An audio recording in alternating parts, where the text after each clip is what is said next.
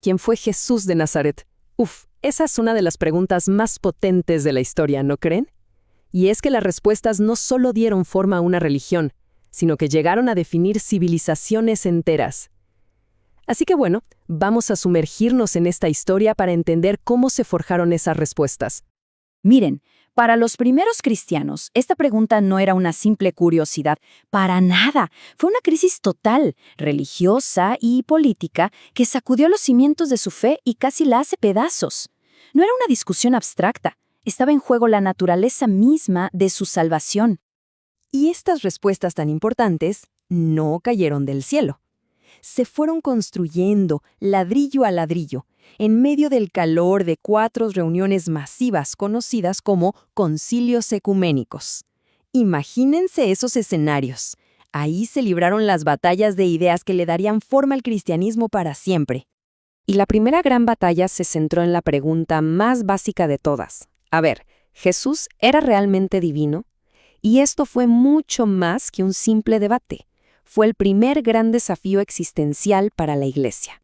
Y aquí es donde chocan dos mundos. Por un lado, un líder llamado Arrio, allá en Alejandría, decía que sí, que Jesús era lo más grande, la creación más espectacular de Dios, pero una creación al fin y al cabo, no era Dios mismo. Y frente a él se impuso la visión que lo definiría todo. No. Jesús no es una criatura, es creador. Comparte la misma esencia divina que el Padre. Ok, ¿y por qué tanto lío con esto? Bueno, la clave es esta. Si Jesús no era Dios, sino una criatura, entonces la salvación que trajo no venía directamente de Dios. El puente que unía a la humanidad con la divinidad se rompía. Toda la fe de esa primera comunidad, esa experiencia de haber sido salvados por Dios en persona, se desmoronaba por completo. Y esta frase, resume de una manera brillante la conclusión del Concilio de Nicea. Lo que afirmaron fue que aquel que sufrió en la cruz, que amó hasta el extremo, no era un simple intermediario, era Dios mismo. La divinidad no se quedó mirando desde lejos mientras lo humano sufría. No, bajó y padeció por amor. Bien, una vez que se afirmó la divinidad de Cristo, casi como un eco, surgió la pregunta contraria. Si era totalmente divino, ¿era también completamente humano? Y ¡boom!, otro desafío que puso a prueba los límites de la fe una vez más. Apolinar, queriendo proteger la divinidad de Jesús, propuso una especie de híbrido. Él sugería que Jesús tenía un cuerpo humano, sí, pero que su mente y su alma no eran humanas, sino que eran la palabra divina, el Logos. El Concilio de Constantinopla dijo, de ninguna manera. Lo rechazaron de plano, afirmando que Jesús fue un ser humano completo, con voluntad, mente y emociones como las de cualquiera. Y de toda esta discusión salió un principio teológico que es fundamental, y tiene una lógica poderosa. Si Jesús no asumió una parte de nuestra humanidad, ya sea la mente o el alma, entonces esa parte de nosotros no fue sanada, no fue redimida. Para poder salvar a toda la humanidad, tenía que ser todo humano. Y esto, fíjense, tiene una implicación práctica gigantesca.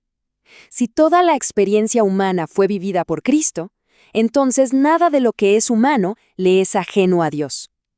Esto llama a los creyentes no a esconderse del mundo en los templos, sino todo lo contrario, a meterse de lleno en la historia como hizo Cristo, para transformarla desde adentro. A ver, hagamos una pequeña pausa para ubicarnos en el tiempo. Todo esto no pasó de un día para otro, ¿eh? Estamos hablando de más de un siglo de debates súper intensos, desde Nicea en el 325 hasta Calcedonia en el 451. Cada concilio fue como poner un ladrillo más, construyendo sobre el anterior, para refinar la comprensión de quién era Jesús. Ok, ya establecimos que Jesús es verdadero Dios y verdadero hombre. Entonces la tercera pregunta es lógica. ¿Cómo se unen estas dos realidades? ¿Son como dos personas distintas que viven en el mismo cuerpo? Nestorio, que era el patriarca de Constantinopla, parecía ver a Jesús como con una especie de esquizofrenia divina. O sea, una persona humana y una persona divina que actuaban juntas pero que estaban separadas. El Concilio de Éfeso insistió, no, hay un único yo, un solo sujeto. y ese sujeto es el Hijo eterno de Dios, que vive y actúa a través de su naturaleza humana y su naturaleza divina. Y esto es clave. Significa que cuando Jesús sentía cansancio, alegría o dolor, era el mismísimo Hijo de Dios quien lo estaba experimentando en su humanidad. La parte humana de Jesús no era un disfraz ni un vehículo, era de verdad de Dios. La asumió como algo propio. Y otra vez, de aquí sale una lección para la vida. Si en el corazón mismo de la fe cristiana, en la persona de Cristo, Dios une lo divino y lo humano, lo infinito y lo finito, entonces el que sigue a Cristo está llamado a estar radicalmente abierto a lo diverso, a lo otro. La fe no se trata de construir muros, sino de tender puentes. Llegamos a la última gran pregunta. A ver, si la divinidad y la humanidad están tan unidas en una sola persona, ¿acaso no se terminan mezclando? Como si se fusionaran para crear algo totalmente nuevo, algo que no es ni del todo divino ni del todo humano.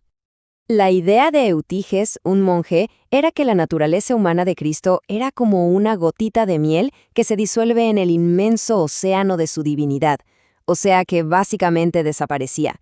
Pero el Concilio de Calcedonia trazó la línea final y dijo no. Las dos naturalezas coexisten en una persona, pero sin confundirse, sin cambiarse, sin dividirse y sin separarse. Ambas se mantienen intactas. Esta es la síntesis final y es brillante. Calcedonia logra mantener la tensión. Por un lado, afirma que nuestra humanidad recibe su valor y su sentido último desde Dios. Y por otro, afirma que a Dios solo lo encontramos y conocemos plenamente en lo humano, en la persona de Jesús. Es un equilibrio perfecto. Y aquí vemos por qué este equilibrio es tan importante. Si se exalta a Dios a costa de lo humano, se termina adorando a un ídolo abstracto, lejano. Pero si se exalta a la humanidad olvidándose de Dios, se corre el riesgo de terminar endiosando los propios proyectos, el dinero o el poder. Así, después de 125 años de debates, la Iglesia llegó a una definición que ha perdurado por más de 1500 años, una síntesis notable que responde a cada uno de los desafíos que hemos estado viendo. Y esta es la fórmula completa, la culminación de todo el proceso. Contra Río se afirma que es verdadero Dios. Contra Apolinar, verdadero hombre. Contra Nestorio, que es en una persona. Y contra Eutiques, que tiene dos naturalezas distintas. Cada una de estas cláusulas es como una valla protectora alrededor de un misterio central. Al final, estas 4 respuestas no son solo historia antigua, son las vallas protectoras de un misterio que nos sigue interpelando hoy, y nos dejan con esta reflexión. En un mundo que a menudo separa lo sagrado de lo secular, o que lucha por reconciliar nuestras aspiraciones más altas con nuestras realidades más frágiles, ¿qué tienen para decirnos hoy estas antiguas formulaciones sobre el valor de lo humano y el rostro de lo divino?